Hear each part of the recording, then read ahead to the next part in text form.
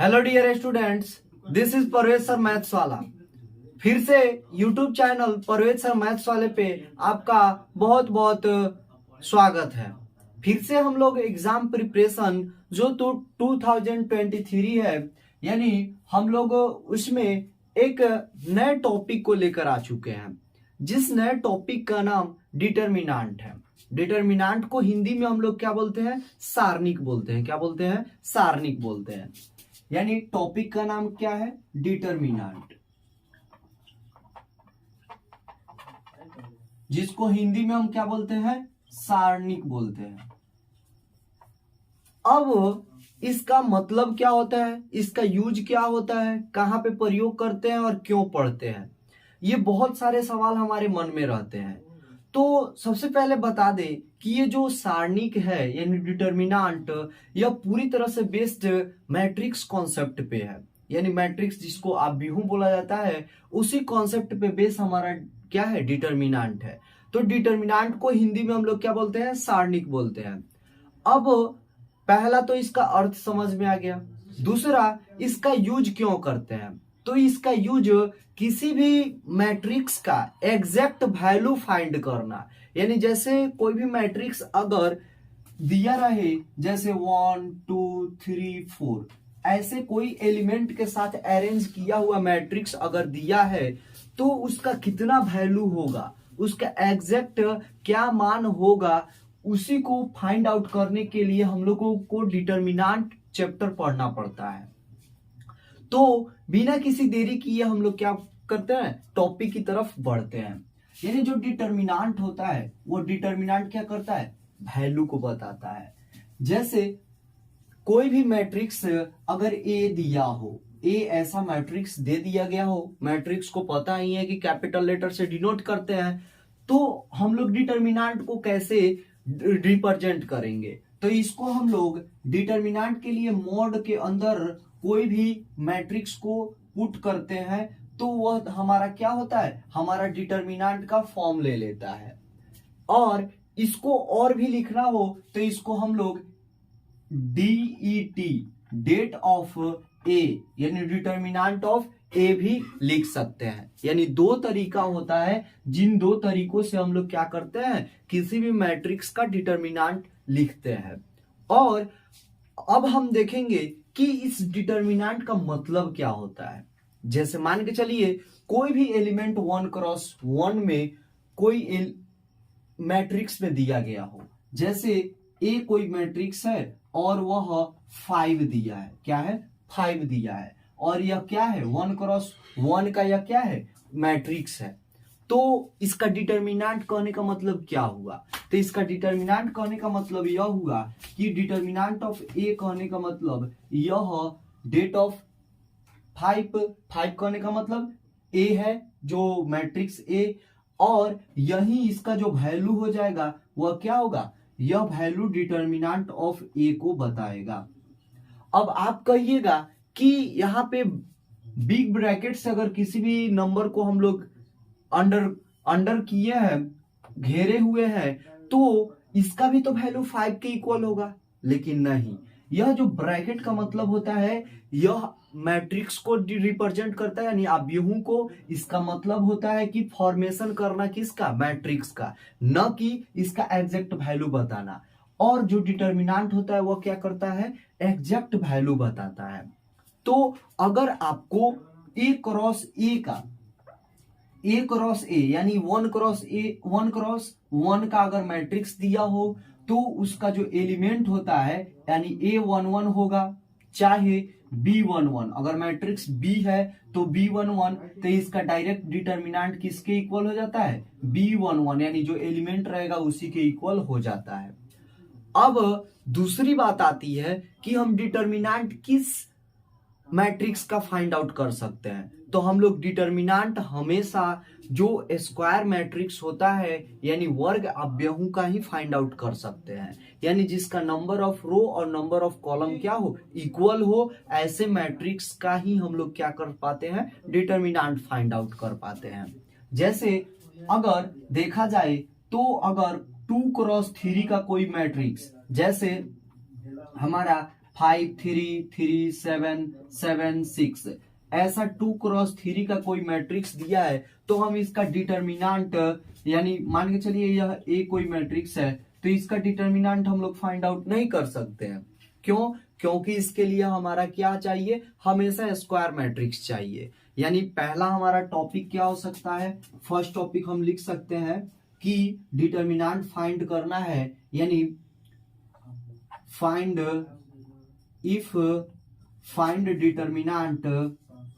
Determinant of any matrix, यानी any matrix, then matrix will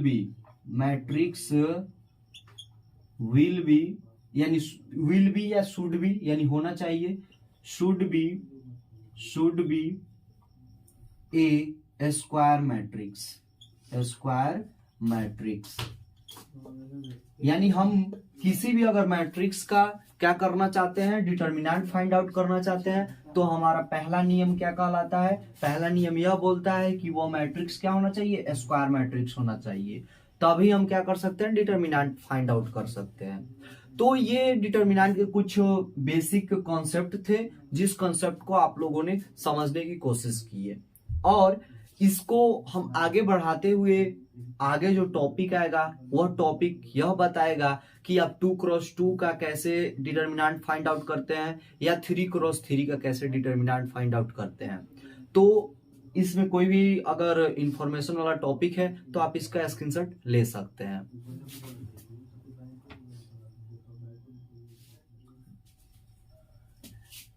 जैसा कि आप लोगों को टॉपिक यहाँ पे दिख रहा है कि find determinant of matrix of 2x2 order. तो यानी हमको 2x2, यानी पहले तो पता है कि जो डिटर्मिनेंट किसका निकालेंगे, स्क्वायर मैट्रिक्स का ही निकालेंगे। तो यानी हमको 2x2 मैट्रिक्स का क्या करना है, हमको डिटर्मिनेंट फाइंड आउट करना है। क्या करना है, डिटर्मिनेंट फाइंड आउट करना है।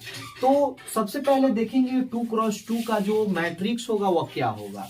तो हम लोग मान के चलिए कोई बी लिए, बी कोई भी एक 2x2 का क्या है, मैट्रिक्स है, और इसका जो फर्स्ट एलिमेंट है वो क्या हो जाएगा, B11, फिर सेकेंड एलिमेंट B12, फिर इसका थर्ड एलिमेंट B21 और B22, ऐसे करके यह 2x2 का क्या है, यह मैट्रिक्स दिया है। अब क्या दिया है, मैट्रिक्स दिया है।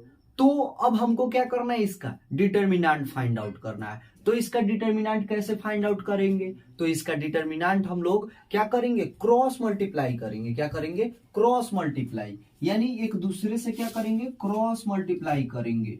और क्या करेंगे, इसको फर्स्ट जो एलिमेंट है उसको इसके डायगोनल एलिमेंट से पहले मल्टीप्लाई करके लिखेंगे। यानी इसका डिटर्मिनेंट ऑफ बी पहले अरेंज कर देंगे इसको डिटर्मिनेंट के फॉर्म में। इन determinant of B equal to क्या हो जाएगा, B11, B12, B21 और B22। अब क्या करेंगे, डायगोनल एलिमेंट को पहले मल्टीप्लाई करेंगे। तो डायगोनल एलिमेंट क्या हो जाएगा, B11 मल्टीप्लाई क्या हो जाएगा, B22। फिर यहाँ पे क्या करते हैं, माइनस का चिन्ह दे देते हैं। क्या दे देते हैं, माइनस का चिन्ह दे देंगे। और उसके बाद में इन दोनों को मल्टीप्लाई, यानी नॉन डायगोनल एलिमेंट को मल्टीप्लाई करेंगे।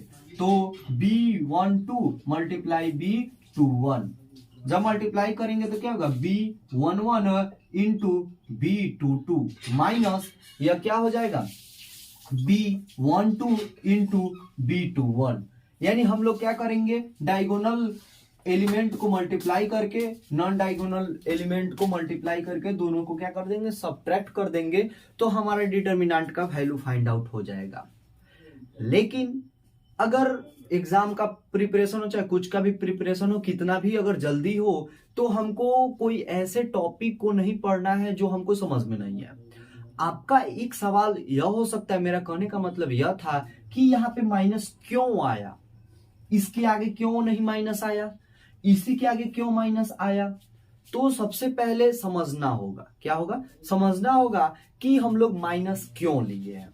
तो माइनस हम लोग इसलिए लिए हैं क्योंकि अगर इसका जो माइनस होने का जो टर्म होता है ना, माइनस होने का टर्म वह यह बताता है कि -1 का पावर i प्लस जे, -1 का पावर i प्लस जे।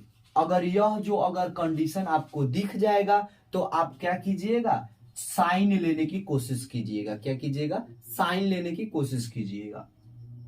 तो यहां पर देखिए, तो यहां पर क्या होता है, तो यहाँ पे b11 यानी i का मान भी 1 और j का भी मान 1, यानी -1 का पावर 1 प्लस 1 यानी क्या हो जाएगा, -1 का पावर 2। इसका मतलब क्या होगा, प्लस में 1, यानी यहाँ पे जो साइन रहेगा वह क्या होगा, प्लस साइन के साथ रहेगा।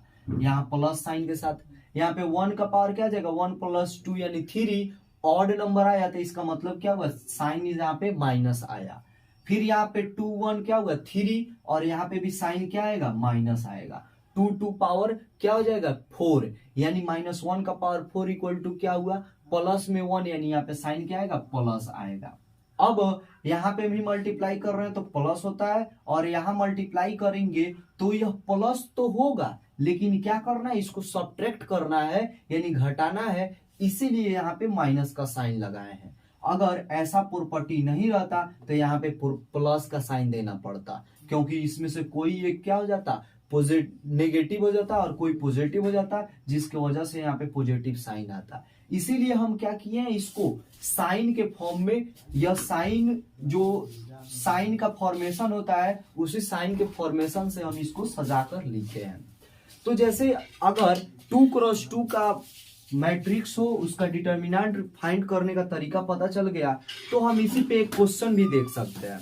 तो क्वेश्चन हमारा क्या हो सकता है कि मान के चलिए कोई भी आपका मैट्रिक्स 2 क्रॉस 2 का अगर दे दिया जाए, कोई मैट्रिक्स दे दिया जाए और यहाँ पे 5 7 6 8, अगर यह 2 क्रॉस 2 का दे दिया जाए तो इसको क्या करेंगे, तो हम इसमें सबसे पहले डायगोनल मैट्रिक्स को आपस में मल्टीप्लाई करेंगे, यानी मल्टीप्लाई करने से पहले तो इसको सजा लेंगे। तो determinant of b equal to हो जाएगा डिटर्मिनेंट ऑफ 5 6 7 8।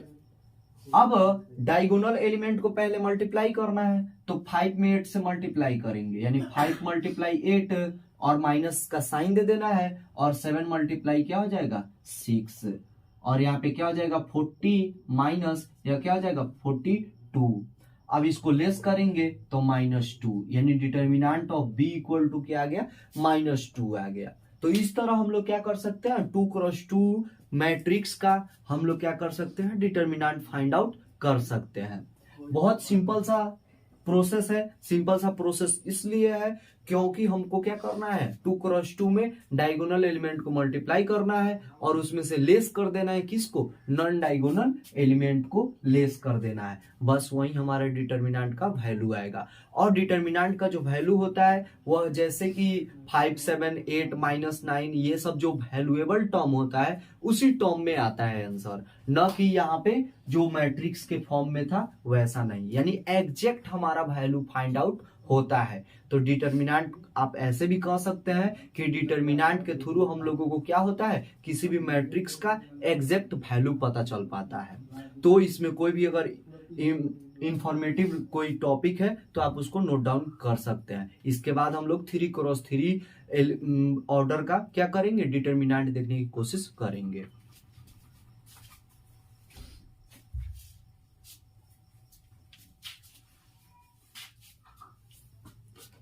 जैसा कि यहाँ पे जो टॉपिक है वो बोला है find determinant of matrix of 3 cross 3 order, यानी हमको क्या करना है, 3 क्रॉस 3 ऑर्डर का कोई भी मैट्रिक्स है उसका क्या करना है, डिटर्मिनेंट फाइंड आउट करना है। तो सबसे पहले हम लोग देखेंगे 3 क्रॉस 3 जो ऑर्डर का होता है मैट्रिक्स वो क्या होता है। तो 3 क्रॉस 3 ऑर्डर का जो मैट्रिक्स मान के चलिए कोई C है और इसका ऑर्डर क्या है 3 क्रॉस 3 है, तो इसका मैट्रिक्स क्या हो सकता है, तो C11 C12 C13।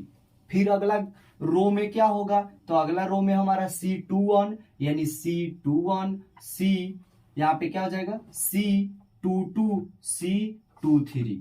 फिर थर्ड रो में क्या होगा, तो C31 C32 C33, यानी यह क्या हुआ 3 क्रॉस थ्री का एक मैट्रिक्स हुआ। अब हमको क्या करना है, इसका डिटर्मिनेंट फाइंड आउट करना है। तो यहाँ पे हम लोग क्या करेंगे, इसको डिटर्मिनेंट के फॉर्म में कन्वर्ट करेंगे। तो इसको डिटर्मिनेंट यानी determinant of C equal to क्या हो जाएगा, C11 C12 C13, फिर C21 C22 C23, फिर C31 C32 और C33।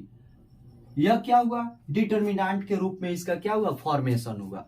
अब हम क्या करना है, इसको डिटर्मिनेंट इसका फाइंड आउट करना है। तो सबसे पहले देखेंगे कि इसका साइन पहले देख लेंगे, साइन अरेंजमेंट क्या होगा। तो यहाँ पे 1 1 है, तो -1 का पावर क्या हो जाएगा, 1 + 1 यानी 2, यानी 1 + 1 यानी 2, यानी -1 का पावर 2 हुआ, तो इसका क्या हुआ, प्लस। और यह क्या होता है, अल्टरनेट चलते रहता है, यानी यहाँ पे प्लस होगा तो यहाँ पे माइनस, यहाँ पे प्लस तो फिर यहाँ पे माइनस, फिर यहाँ पे प्लस, फिर यहाँ पे माइनस, फिर यहाँ पे प्लस, फिर यहाँ पे माइनस, फिर यहाँ पे प्लस। आप कभी भी कहीं भी देख सकते हैं कि यहाँ पे 3 2 5, तो -1 का पावर क्या हुआ, 5, यानी यह भी क्या हुआ, माइनस वाले टर्म में आया। यानी यह क्या हो सकता है कि यह अल्टरनेट चलता है, यानी यहाँ पे प्लस आएगा तो यहाँ पे माइनस, यहाँ पे प्लस, यहाँ पे माइनस, फिर यहाँ पे प्लस, यहाँ पे माइनस, फिर प्लस माइनस प्लस। तो शुरुआत प्लस से होता है और खत्म भी प्लस से होता है और अल्टरनेट चलते रहता है। अब हमको इसमें 3x3 का कोई भी रूल हमको पता नहीं है कि हम 3x3 में कैसे हमको तोड़कर बनाए। तो आप एक चीज तो जरूर कर सकते हैं कि आप इसको 2x2 में चेंज कर सकते हैं, क्योंकि 2x2 का आपको नियम पता है कि मतलब एलिमेंट जो होता है, डायगोनल एलिमेंट को आपस में मल्टीप्लाई करो और नॉन डायगोनल एलिमेंट को मल्टीप्लाई करके आपस में क्या करो, सब्ट्रैक्ट कर दो यानी घटा दो। तो वह तो आपको रूल पता है, तो आप उसी रूल पे इसको तोड़ने की कोशिश करेंगे। तो सबसे पहले हम लोग करें क्या, तो इसको हम लोग क्या करते हैं, किसी एक रो के यानी किसी रो के या कॉलम के हम लोग सापेक्ष में यानी उसके अलोंग हम क्या करते हैं, इसका डिस्ट्रीब्यूट करते हैं। क्या करते हैं, डिस्ट्रीब्यूट करते हैं। तो यहां पे लिखेंगे कि डिस्ट्रीब्यूट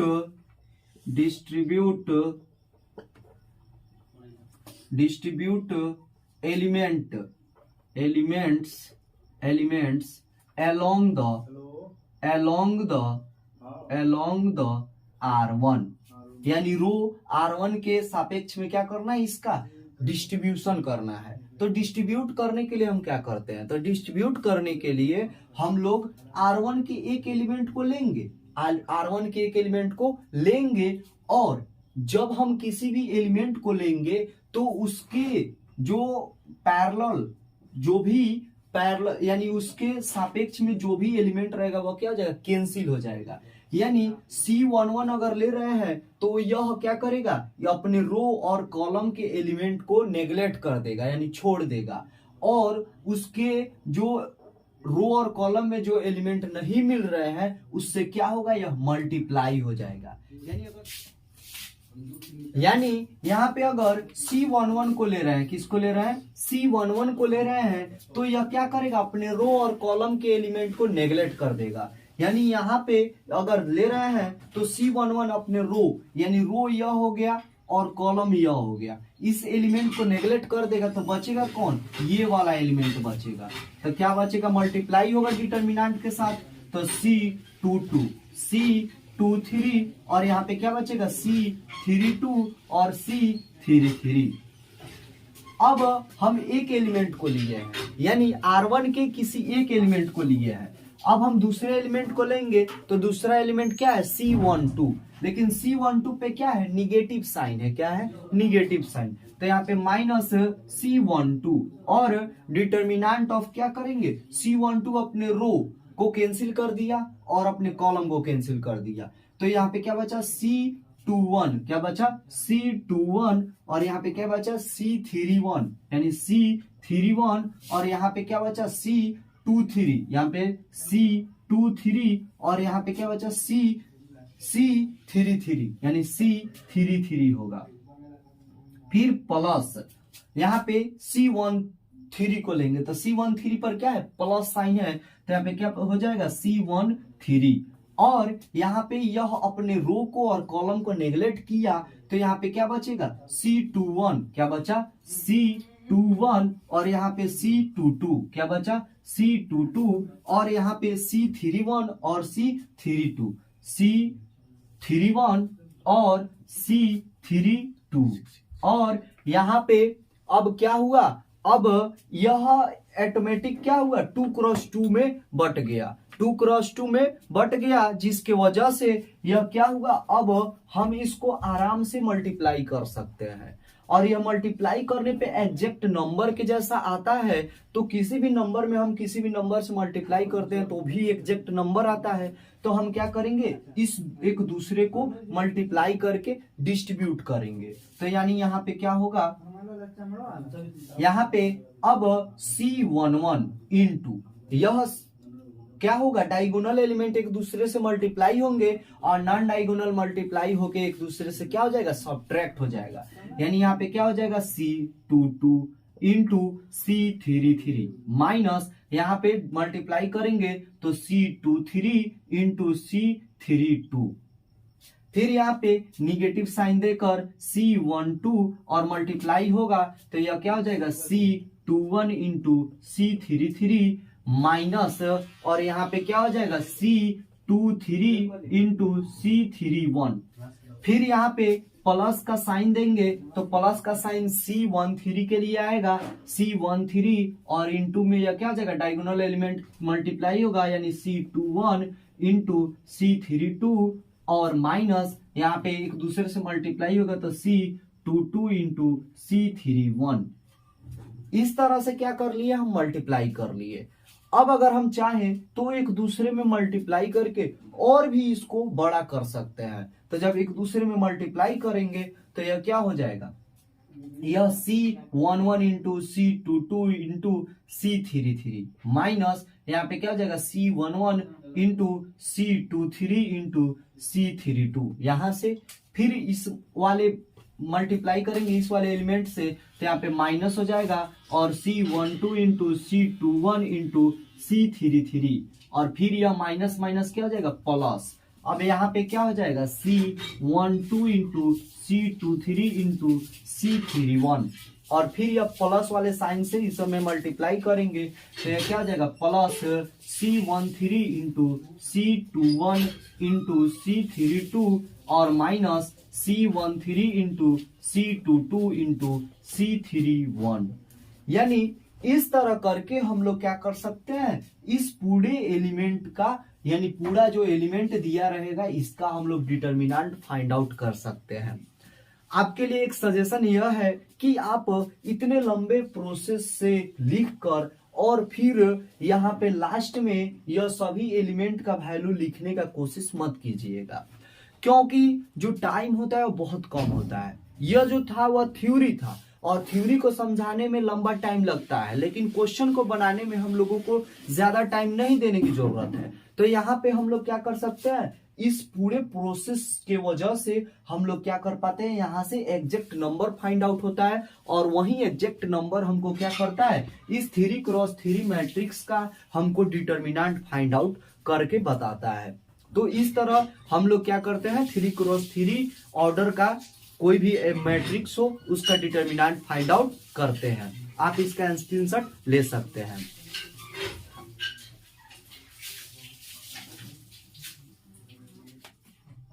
जैसा कि आप लोगों ने पहले जो थ्योरम था, यानी 3x3 ऑर्डर के मैट्रिक्स का आप लोग जो डिटर्मिनेंट था उसको फाइंड करने का तरीका पता चल गया।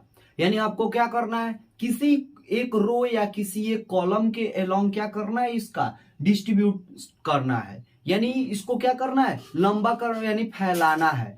तो उसी तरह आपको क्या करना है, इसको हमको क्या करना है, जैसे कि आपको देखिए किसी बड़े पेड़ को लेकर जाना हो कि कहीं दूर, तो आप उसको नहीं ले जा सकते हैं, तो उसी तरह क्या करते हैं, उसको काट काट कर अलग ले जाते हैं। तो उसी तरह इस बड़े मैट्रिक्स का डिटर्मिनेंट नहीं फाइंड आउट कर सकते हैं, इसीलिए इसको क्या करते हैं, आप छोटे छोटे जो सब मैट्रिक्स में क्या करते हैं, तोड़ते हैं। तो उसी तरह इसको हम लोग इसको सॉल्व करेंगे। तो यहाँ पे निकालेंगे determinant of A equal to क्या होगा, तो determinant of A equal to निकालने के लिए हमको क्या करना पड़ेगा, किसी एक रो या किसी एक कॉलम के अलोंग आपको क्या करना पड़ेगा, डिस्ट्रीब्यूट करना पड़ेगा। और ये चीज यहाँ पे नोट करना बहुत ही क्या होता है, जरूरी होता है। तो यहाँ पे लिखेंगे, यह क्वेश्चन यह बोला है और बोला है कि डिटर्मिनेंट ऑफ ए क्या होगा। तो यहाँ पे सॉल्व करेंगे तो यहाँ पे क्या होगा, लिखेंगे कि डिस्ट्रीब्यूट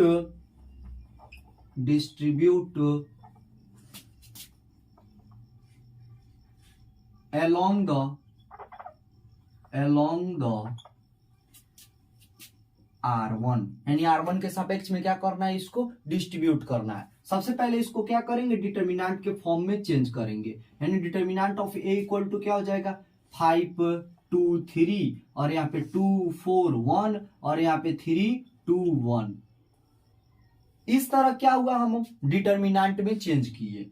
अब हमको क्या करना है, R1 के सापेक्ष में इसका डिस्ट्रीब्यूशन करना है। तो सबसे पहले आपको बताए थे कि साइन देखना, तो साइन यहाँ पे क्या होगा, तो यहाँ पे 1 1 होता है, तो यहाँ पे क्या हो जाएगा प्लस, यहाँ पे क्या हो जाएगा माइनस और यहाँ पे क्या हो जाएगा प्लस। बोले थे अल्टरनेट चलता है। तो अब इसको क्या करेंगे, R1 के सापेक्ष में इसका क्या करना है, डिस्ट्रीब्यूट करना है। तो R1 का फर्स्ट एलिमेंट क्या है, 5 है, तो 5 से मल्टीप्लाई करेंगे किस में, तो 5 से मल्टीप्लाई करने के लिए हमको डिटर्मिनेंट 2 क्रॉस 2 का लिखना पड़ेगा। तो 2 क्रॉस 2 का डिटर्मिनेंट क्या हो जाएगा, 4 1 और 2 1, यानी 4 1 और 2 1। फिर यहाँ पे क्या होगा, माइनस में 2 लेंगे, क्या लेंगे, माइनस में 2। तो माइनस में जब 2 लेंगे तो यह क्या होगा, यह अपने रो को, यानी रो यह हो जाएगा और कॉलम यह हो जाएगा। आप क्या कर सकते हैं, दो तरीका है। एक पहला तो इस तरह के एलिमेंट को नहीं लेना है, फर्स्ट कंडीशन। दूसरा कंडीशन यह टी जैसा, और तीसरा कंडीशन यह क्या, इसके जैसा। यानी पहला कंडीशन यह है, यानी यह रो और यह कॉलम का एलिमेंट नहीं लेना है। फिर दूसरा कंडीशन में इस रो और इस कॉलम का एलिमेंट नहीं लेना है। इसके अलावा थर्ड कंडीशन है, इस रो और इस कॉलम का आपको नहीं लेना है, कोई भी एलिमेंट हो। यानी इस 3 प्रोसेस के वजह से आप क्या कर सकते हैं, इसको डिस्ट्रीब्यूट कर सकते हैं। अगर आपको सुविधा नहीं मिल रही है तो आप 2 कॉलम को लीजिए, क्या कीजिए, 2 कॉलम लीजिए और यहाँ पे जैसे यह एलिमेंट ले रहे हैं तो इस पे रख दीजिए, इसका जो लास्ट वाला छोर है यहाँ पे रख दीजिए, और फिर यह वाला जो छोर है यहाँ पे रख दीजिए। अब जैसे यहाँ पे आप रखिएगा, यहाँ पर बिल्कुल फ्रेश दिखाई दे रहा होगा। यहाँ पे जैसे रख रहे हैं ऐसे यहाँ पे रख रहे हैं, तो यह क्या कर रहा है, एलिमेंट को ढक दे रहा है। क्या कर रहा है, यह रो वाले एलिमेंट को और कॉलम वाले एलिमेंट को ढक दे रहा है। तो यही ना बच रहा है, तो इस चीज को यहाँ पे रख दिए हैं। जैसे अब -2 को लिए हैं तो -2, तो -2 यानी 2 को लिए हैं तो यह यहाँ पर है, फिर यह कहाँ पे है, यह इस पे है। तो यहाँ पे जब ढक दे रहा है इस वाले चीज को, तो बच क्या रहा है, यह वाला और यह वाला चीज बच रहा है। तो यहाँ पे डिटर्मिनेंट लिख देंगे किसको, 2 3 और 1 2, यानी 2 3 और 1 1 1 1। फिर जब आप 3 को लेंगे, यानी इसी रो में ले रहे हैं तो 3 को लेंगे तो क्या हो जाएगा, +3, और इसके लिए डिटर्मिनेंट क्या हो जाएगा, तो 3 यहाँ पर है और यह जो 3 इस रो और कॉलम में है, तो बच क्या रहा है, तो यहाँ पे जो चीज यहाँ पे चीज है, जैसे 2 4 और 3 2, यही ना बच रहा है। तो यह आसानी से हम क्या कर सकते हैं, इसको लिख सकते हैं, यानी 2 4 और 3 2। अगर ये जो ट्रिक था, इस ट्रिक को आप अगर समझे हैं तो आप सोए रहेंगे ना, तब भी आपको, अगर सोए हुए रहेंगे कोई जगा कर पूछेगा तो आप आंख बंद करके इसको बना सकते हैं। बस 2 चीज याद रखना चाहिए, एक प्लस माइनस और प्लस, यानी साइन को याद करना है, और दूसरा किसको छोड़ना है, इस चीज को याद रखिएगा। आपको बहुत आसान तरीकों से बनता हुआ नजर आने लगेगा। अब यहां से हम क्या करेंगे, इसको डायगोनल एलिमेंट को मल्टीप्लाई करके नॉन डायगोनल एलिमेंट को घटा देंगे। तो यहाँ पे क्या हो जाएगा, 5 × या क्या हो जाएगा, 4 1 जा 4, चाहे इसको मल्टीप्लाई के फॉर्म में लिख दीजिए, अभी शुरुआत है तो, और -2 × में 1, ये फर्स्ट के लिए काम कर दिए। और यहाँ पे माइनस में 2 और यह 2 × में 1, 2 × 1 और -3 × 1, 3 × 1। फिर प्लस में 3 और यह क्या हो जाएगा 2 मल्टीप्लाई 2 और माइनस 3 मल्टीप्लाई में क्या हो जाएगा 4 हो जाएगा। अब जब यह कर दिए तो इसको आप क्या कर कीजिएगा सॉल्व करेंगे तो क्या हो जाएगा 5 इंटू 4 1 जा 4 माइनस 2 1 जा 2, फिर यहाँ पे माइनस 2 2 1 जा 2 माइनस 3 1 जा 3 और यहाँ पे प्लस 3 इंटू 2 2 जा 4 और माइनस 12 होगा। अब इसको मल्टीप्लाई करने से पहले क्या करेंगे इसको सॉल्व करेंगे तो 5 इंटू में क्या हो जाएगा यहाँ पे 2 प्लस माइनस माइनस हो जाएगा, माइनस 2 इंटू यहाँ पे क्या हो जाएगा माइनस में 1 और प्लस में 3 इंटू क्या हो जाएगा माइनस में 8। अब यहाँ पे 5 2 जा क्या हो जाएगा 10 माइनस और माइनस क्या हो जाएगा प्लस में 2 और प्लस माइनस क्या हो जाएगा माइनस 8 3 जा 24, प्लस वाला को ऐड करेंगे तो यहाँ पे 12 माइनस 24 यानी इसका आंसर क्या हो जाएगा माइनस 12, यानी डिटर्मिनेंट ऑफ ए का जो वैल्यू होगा वह माइनस 12 के इक्वल होगा। यानी इतना बड़ा जो मैट्रिक्स था 3x3 का जिसमें 9 एलिमेंट थे उसका कितना हल्का आंसर आया, कितना आसान आंसर आया, यानी माइनस 12, यानी पूरे का जो आंसर होगा वो कितना होगा माइनस 12 के इक्वल होगा। तो यही खासियत तो है, जो मैट्रिक्स होता है वो अरेंजमेंट को बताता है और जो डिटर्मिनेंट है वो किसको बताता है वैल्यू को बताता है। तो इस तरह हम लोग 3x3 जो ऑर्डर का मैट्रिक्स है उसको हम लोग क्या कर लिए सॉल्व करके देख लिए। आप इसका स्क्रीनशॉट ले सकते हैं।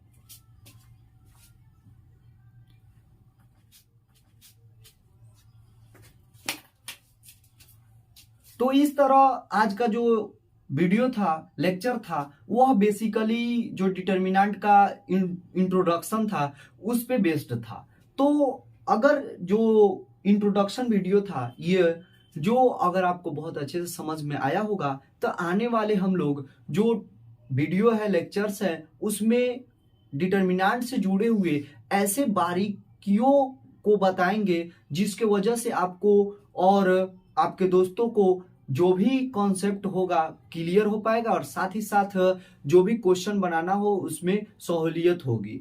और इसी तरह हमारे चैनल को सपोर्ट करते रहिए और साथ ही साथ हमारे अपलोडेड वीडियो को देखते रहिए जिसकी वजह से आपका भी प्रिपरेशन हो सके और साथ ही साथ हमारा चैनल भी ग्रो कर सके। फिर से आपको बता दिया जाए कि यह जो YouTube channel Paresh sir maths वाला है इस पे आप लोगों को IAC से रिलेटेड जितने भी मैथ सब्जेक्ट से जितने भी कंटेंट है उस कंटेंट को देने की कोशिश प्रोवाइड कराने की कोशिश की जा रही है जिसकी वजह से आपका एग्जाम बहुत अच्छे तरीकों से हो सके। तो अगर वीडियो थोड़ा सा भी अच्छा लगे तो एक प्यारा सा कमेंट कर दीजिए और एक लाइक कर दीजिए, क्योंकि इतना मेहनत करने के बाद अगर आपका एक कमेंट और एक लाइक देखने को मिलता है तो हमको भी या जो भी YouTube चैनल पे है उनको भी थोड़ा गर्वान्वित महसूस होता है और उनको खुशी महसूस होता है। तो इसीलिए हमारे उत्सुकता को बढ़ाने के लिए एक लाइक कमेंट कर दीजिए। अगर चैनल पे नए हो तो चैनल को सब्सक्राइब कर दीजिए। वीडियो देखने के लिए आपका बहुत बहुत धन्यवाद।